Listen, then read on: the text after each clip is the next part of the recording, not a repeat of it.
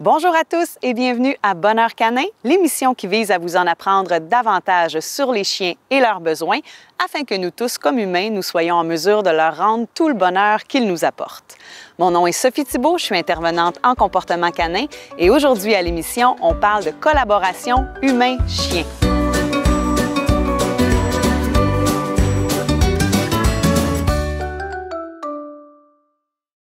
De manière générale, les chiens adoptent des comportements pour l'une des deux raisons suivantes. Soit parce qu'ils veulent éviter une conséquence négative, comme quelque chose qui fait peur, quelque chose qui fait mal ou qui est inconfortable ou qui est juste désagréable, ou encore ils agissent pour obtenir une conséquence positive, une récompense comme de la nourriture, une balle, votre attention ou tout simplement le fait d'aller courir librement sans laisse. Vous aurez sûrement deviné que quand on utilise le renforcement positif dans l'éducation de notre chien, eh bien, c'est la deuxième option qu'on préconise, soit celle d'utiliser la motivation de notre chien pour obtenir quelque chose en échange d'un comportement approprié qu'on va lui proposer. C'est donc une approche gagnant-gagnant. Les études les plus récentes en matière de comportement canin ont démontré que le renforcement positif est une méthode très efficace pour montrer à notre chien ce qu'on attend de lui. Mais c'est surtout une approche qui préserve le bien-être de notre chien parce qu'on évite de lui faire peur ou de le stresser en utilisant la contrainte, la force ou même la violence. Au contraire, on mise ici sur la confiance. On ne veut pas que notre chien nous craigne et nous obéisse juste parce qu'il a peur d'être puni. On veut plutôt que notre chien collabore avec nous parce qu'il nous fait confiance et il sait qu'il sera dans une situation positive. La confiance et la collaboration sont les bases d'une relation bienveillante et harmonieuse. Quand on utilise cette approche-là, eh bien, c'est important d'être cohérent et constant. C'est-à-dire qu'on n'utilise pas le renforcement positif et la collaboration uniquement quand on demande à notre chien de s'asseoir, de se coucher, de nous donner la patte ou de revenir au rappel. Idéalement, on veut utiliser cette approche-là dans toutes les sphères de vie de notre chien, donc dans différents contextes de la vie quotidienne. Par exemple, on peut utiliser la collaboration dans un contexte très pragmatique, comme si je veux aller faire toiletter mon chien et que je veux qu'il collabore et qu'il vive un moment agréable. Je peux aussi utiliser la collaboration dans un contexte plus ludique, comme par exemple si je veux jouer avec mon chien, lui montrer des tours de fantaisie ou encore faire du sport canin avec lui. Eh bien, c'est justement ces deux contextes particuliers-là qu'on va explorer aujourd'hui à l'émission parce que je reçois Caroline Albert, qui est éducatrice canine, formatrice et entraîneur de chiens pour Complice Canin. Mais tout d'abord, on rencontre Joanie Etu et Sonia Monette, qui sont toiletteuses comportementales pour Concept Canin Câlin.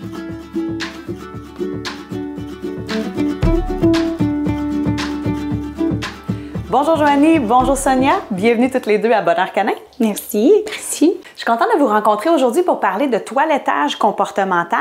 C'est une approche qui existe depuis quand même plusieurs années, mais c'est encore méconnu du grand public. Donc, je voulais justement qu'on ait l'occasion d'en discuter pour faire découvrir aux gens à la maison cette approche toute particulière. Alors, d'entrée de jeu, Joanie, peux-tu nous dire un petit peu c'est quoi la différence entre le toilettage dit traditionnel et le toilettage comportemental? Bien, le toilettage comportemental, sa grande force, c'est de s'adapter aux besoins physiques, mais aussi psychologiques du chien. C'est aussi un chien à la fois à chaque séance. Ce qui fait la différence dans les séances, c'est le plan d'intervention qu'on établit lors de l'évaluation du chien quand il vient pour sa première rencontre. Donc, on a toute son anxiété, ses stress, ses réussites, afin que chaque séance, quand il quitte, il soit positif puis enjoué. Comme ça crée un compte en banque de confiance avec nous. Puis à chaque fois, il a envie de revenir puis de participer parce qu'il sait qu'on est capable de le comprendre dans ses besoins. Puis Sonia, pourrais-tu nous dire c'est quoi les avantages pour le chien d'avoir un toilettage avec cette approche-là qui est plus coopérative? Bien, c'est sûr que pour le chien, c'est une super belle expérience. Ça va être comme réduire l'anxiété, le stress. Il va nous faire comme plus confiance aussi en même temps. Il va avoir envie de continuer de participer aussi, de revenir refaire l'expérience. Nous autres, les clients, c'est ça qu'ils nous disent souvent. Mon chien a hâte, il est excité de s'en venir. Il n'est pas devant la porte en train de tirer la laisse de l'autre côté pour pas rentrer. Il a juste hâte d'arriver puis de participer parce qu'il y a eu une expérience agréable la dernière fois. Oui. dans le fond, comment un propriétaire peut s'assurer, avant même là, le premier toilettage, comment il peut travailler en amont pour s'assurer justement que le chien associe le toilettage à quelque chose de positif? Oui, la plupart des toilettages comportementaux offrent la maternelle. Ici, chez Concept Canin Canin, on a une maternelle qui prépare justement au jour J, le jour du toilettage. Le chien vient sur place avec son humain. Son humain reste pendant 1 heure. Des fois, c'est un peu plus court, ça dépend du tempérament du chiot, comment il est capable de donner son attention finalement. Comme j'ai dit au début, chaque séance est vraiment adaptée à lui, mais à peu près 60 minutes, 3 heures de formation. Le chien apprend à vivre avec l'environnement du toilettage, chaque stimuli, la brosse, le vent, la sensation de l'eau, le fait de monter sur la table, les couleurs qui l'encadrent aussi, de monter dans le bain. On y apprend tout ça, comme ça, au jour J, ben, il est finalement prêt, puis il sait à quoi s'en tenir. Puis il va être moins stressé, ça va faire que la séance va mieux se passer. Puis son humain repart aussi avec un apprentissage solide parce qu'il est resté sur place, puis il sait aussi à la maison s'il a besoin de rincer les pattes, de faire la brosse, de quelle façon il doit le faire pour que son chien soit en réussite. Puis ce qu'on voit souvent, c'est la fameuse peur presque phobique du coupe-griffe. Hein? Beaucoup de propriétaires de chiens sortent le coupe-griffe et là, le chien, c'est la crise, il va même se cacher en dessous de la table et tout. Comment on peut faire pour désensibiliser un chien à l'utilisation du fameux coupe-griffe? Parce qu'on n'a pas le choix, il faut couper les griffes de notre chien. Oui, la désensibilisation, c'est de l'entraînement. C'est important, en tant qu'humain, on a toujours tendance à aller trop vite. Il faut vraiment décortiquer par micro-étapes tout ce qu'on va faire. Donc, naturellement, nous, on sort le coupe-griffe, on prend la patte de notre chien, puis on y va. Mais en fait, il faut vraiment y aller plus en douceur. Qu'est-ce qu'on fait? Juste la vue du coupe-griffe peut être un enjeu pour le chien. Donc, est-ce que le chien est bien avec ça? Jusqu'à temps que le chien soit bien, après ça, on passe à une autre étape. On regarde, est-ce que le chien est prêt à ce que je rentre dans sa bulle? Est-ce que c'est le bon timing pour ça? Si le chien est super agité, c'est pas le temps d'établir une coupe de griffe avec lui. Après ça, dans notre environnement ici, c'est est-ce qu'il est volontaire à monter sur la table? Est-ce que pour lui, c'est réalisable en tant que défi? Si ce l'est pas, on peut offrir une coupe de griffe au sol aussi. Après ça, c'est le toucher. Est-ce que je suis capable d'aller toucher son épaule, d'aller jusqu'à sa patte, de soulever sa patte, puis ensuite le coupe-griffe proche de la patte. Donc, c'est toutes des étapes qui sont super importantes, puis qu'on va décoder aussi avec les signaux d'inconfort. Donc, on rajoute à ça une bonne lecture du langage qu'il nous donne pour être capable de le mettre toujours en réussite. C'est important d'arrêter chaque micro-étape quand le chien est winner, quand il gagne, quand il est en réussite, pour le rendre fier, puis qui veulent continuer aussi sa coupe de griffes. Est-ce que tu pourrais nous montrer oui. Avec ton chien comment on procède pour le coupe-griffe? Timber, est-ce que tu viens sur la table?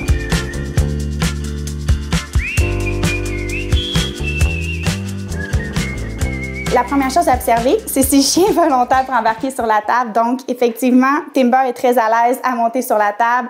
Il donne déjà la patte. Il y a quand même des signaux à tenir compte. Il fait du détournement de tête.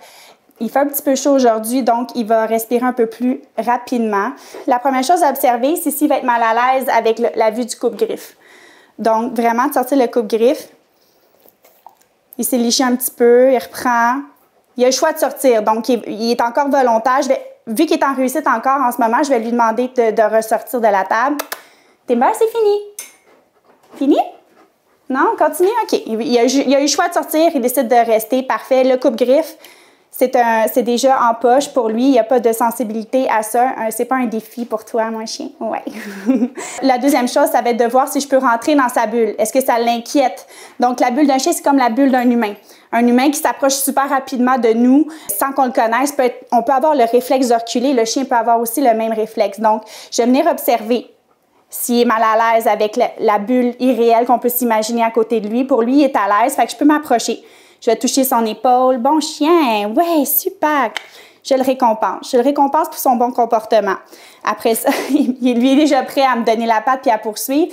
Je vais aller voir au niveau du coude. Est-ce qu'il y a une sensibilité? Après ça, au niveau de son articulation, est-ce qu'il est à l'aise avec le mouvement de rentrer sa patte pour que je puisse la couper? Donne la patte? Ouais, bon chien, super. Après ça, quand j'ai fait toutes les micro-étapes, je sais que mon chien est en réussite, qu'il est toujours volontaire, il reste sur la table, il peut sortir s'il veut. Timber, est-ce que tu veux sortir? Fini? Non? OK, on continue. On peut y aller avec la coupe de griffe, donc de vraiment prendre la patte, saisir, puis c'est... Ouais! Bon chien! Super! Je sors ma gâterie et je lui demande de sortir. Il veut continuer, parfait, on poursuit. Une coupe de griffes volontaire, ça peut arriver quelquefois qu'on fasse les 2 pattes d'en avant, qu'on demande vraiment de sortir, on va faire un appel au jeu, on va jouer avec lui, puis après ça, on essaie de terminer le plus possible la coupe de griffes, mais il y a des fois que ça arrive que le chien part.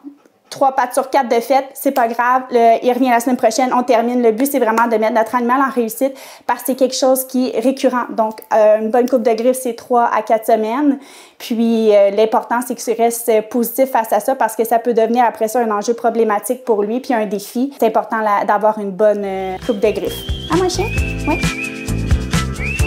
Il y a aussi le séchoir qui fait souvent peur aux chiens, le bruit, le vent. Est-ce que c'est la même technique de désensibilisation qu'on a vue là, avec le coupe-griffe qui s'applique aussi avec le séchoir? Oui, comme Joanie expliquait, c'est les mêmes processus. Il faut y aller lentement, par micro-étapes. Puis chaque pas qu'on fait, ben c'est une victoire pareille. Puis il faut faire attention pour le propriétaire aussi, l'humain, à la maison. Il y a la balayeuse. Ça ressemble beaucoup à notre outil de travail. Fait que, ça aussi, si le chien est pas bien encadré à la maison, ben quand il revient à sa séance, ici au toilettage, ben des fois, oups, on recule un petit peu. On donne des petits devoirs des fois à nos humains, les propriétaires des chiens, de faire à la maison. Au-delà de la désensibilisation puis de la lecture un peu des signaux d'inconfort, y a-t-il une autre manière de communiquer avec le chien pour s'assurer d'avoir son consentement avant d'avoir un soin ou une manipulation? Oui, exactement. On peut avoir la coopération du chien sans pas nécessairement tenir compte du langage. On tient toujours compte du langage, mais l'appel au jeu, on peut aussi établir un tapis de consentement aux soins.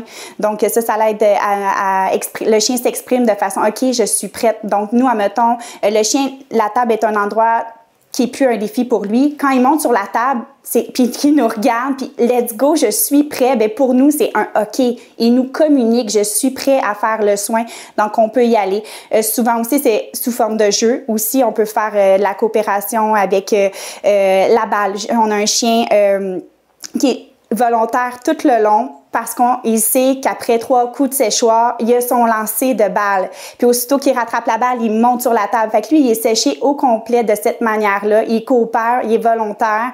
Puis ses signaux sont toujours positifs parce qu'il est dans le jeu aussi. Oui. Est-ce que je comprends que ça se pourrait qu'on interrompe le toilettage et qu'on reprenne à une autre séance? Oui, tout à fait. En fait, quand on voit que les signaux sont trop dans le rouge, qu'on ne met pas en réussite, ça veut dire qu'à chaque fois, on fait une soustraction dans notre compte en banque de confiance. Il faut réévaluer notre plan d'intervention.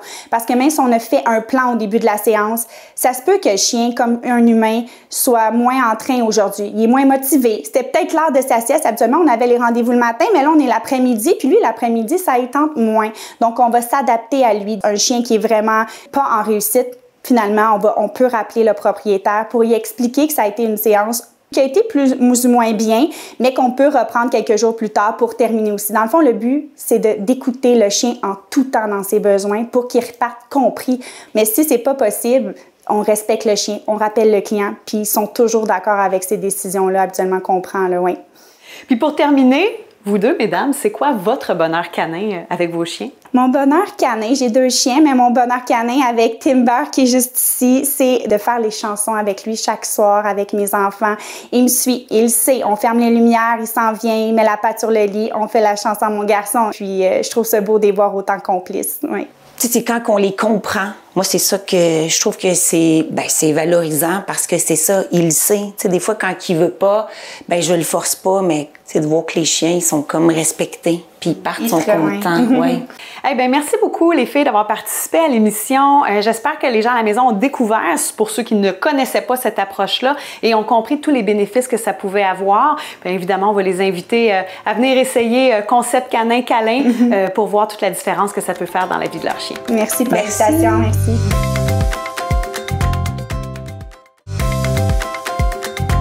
Bonjour Caroline, bienvenue à Bonheur Canin. Bonjour Sophie, merci de me recevoir. Ça me fait plaisir. Je suis contente de te rencontrer aujourd'hui parce que toi, Caroline, tu as plein d'expertise dans le domaine canin.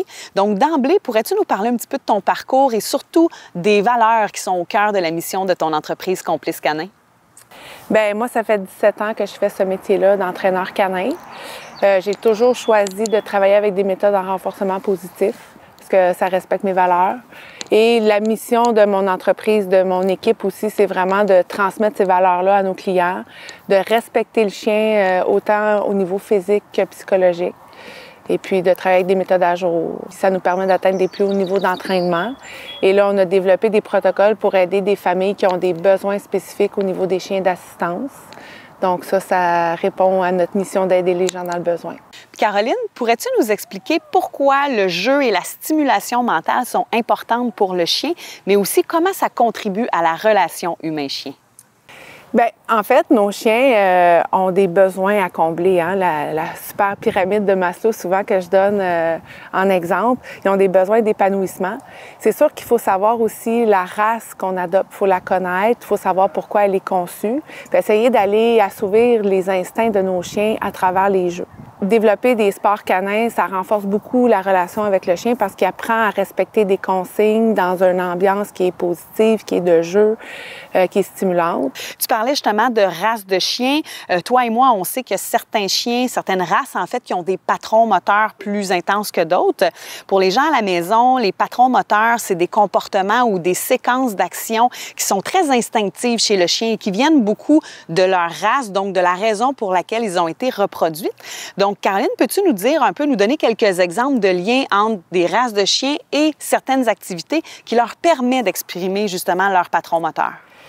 Bien, c'est sûr que tous les chiens de berger, tu sais, souvent, si on est appelé à aller aider les gens à la maison, ils vont nous parler de problématiques de rassemblement, s'ils prennent des marches en groupe dans la rue, dès que quelqu'un quitte le groupe, le chien peut exprimer certains comportements qui sont dérangeants pour les gens, mais qui sont tout à fait naturels pour le chien.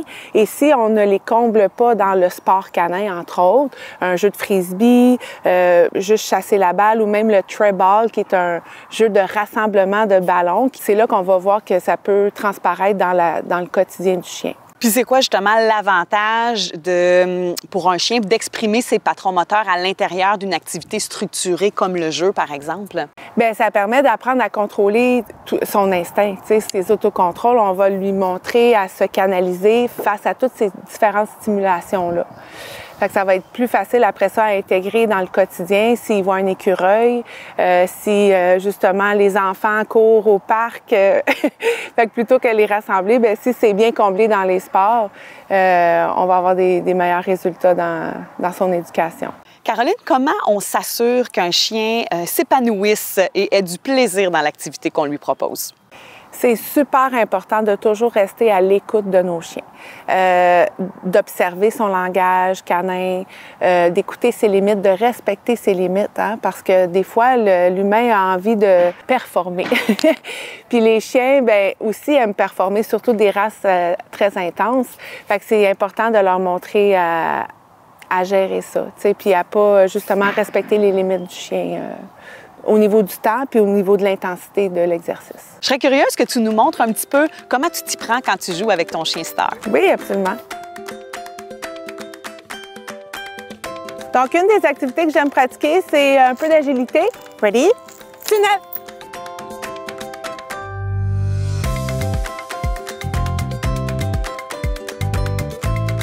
Yes! Bon chien! Il y a le frisbee aussi que mon chien adore. Les border collies, chiens de berger aussi, beaucoup frisbee. Around.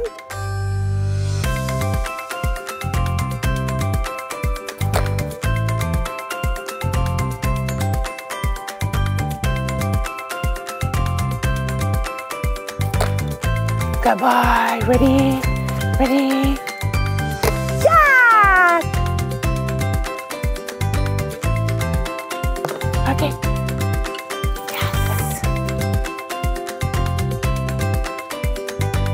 Around.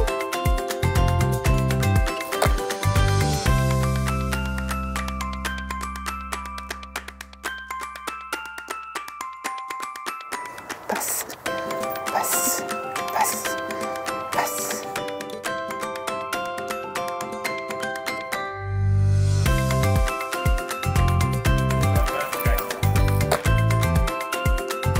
Caroline, Caroline, on a changé de chien. On est avec Dracou maintenant. Et tu voulais nous montrer un autre jeu que tu as entre les mains que tu appelles affectueusement le bâton bébite. Oui! Ça ressemble à un jeu de chat un peu. Peux-tu nous montrer comment on s'y prend pour jouer avec ça? Écoute, c'est super simple à faire. Une genre de canne à pêche, mais ça, c'est une chambrière pour chevaux qu'on attache un jouet au bout. Et puis, ce qu'on veut, c'est vraiment apprendre aux chiens à le chasser. Puis, essayer de travailler quelques petits autocontrôles à travers ça. Drakkar, couche! Couche! Go get it! Puis là, on peut le faire chasser un petit peu le jouet. Ouais! Fait que c'est une belle occasion de travailler aussi la commande donne, puis aussi de stimuler le chien dans ses instincts aussi de chasse. Donne, puis les autocontrôles de se calmer en présence d'un objet qui est vivant, un objet qui bouge. Fait que ça peut être un faux écureuil que vous mettez au bout de ça, là, une espèce de toutou écureuil, puis faire chasser. Et justement, travailler le rappel, travailler le reste. Fait que c'est un beau petit jeu facile à faire à la maison qui prend pas trop d'espace. Si vous manquez d'espace dans la cour, bien au moins ça, c'est super facile.